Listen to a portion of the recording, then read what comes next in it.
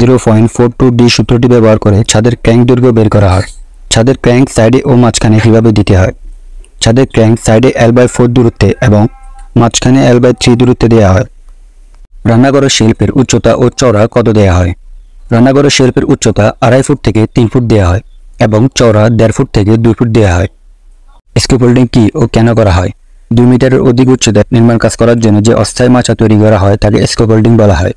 Scaffolding কয়েক ধরনের হয়ে থাকে, তবে আমাদের দেশে স্টিল স্ক্যাফোল্ডিং এবং ব্যাম্বু স্ক্যাফোল্ডিং অধিক প্রচলিত।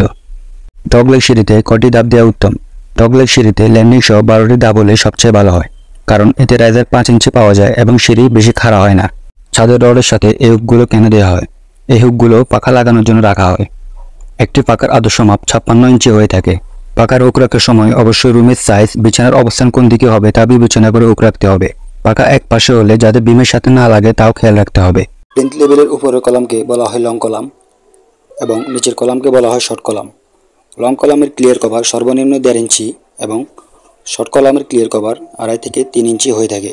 ফাউন্ডেশনে ডাবল লেয়ার বা ডাবল জালি রড ব্যবহার করা হলে 2 লেয়ারের মাঝখানে এরকম একটি অতিরিক্ত রড ব্যবহার করা হয়। একে চেয়ার রিইনফোর্সমেন্ট বলে। ভবনের উপরের এই স্বল্প উচ্চতার ওয়ালকে বলা হয় প্যারাপেট ওয়াল। প্যারাপেট ওয়ালের উচ্চতা 2 থেকে 3 ফিট পর্যন্ত হয়ে থাকে।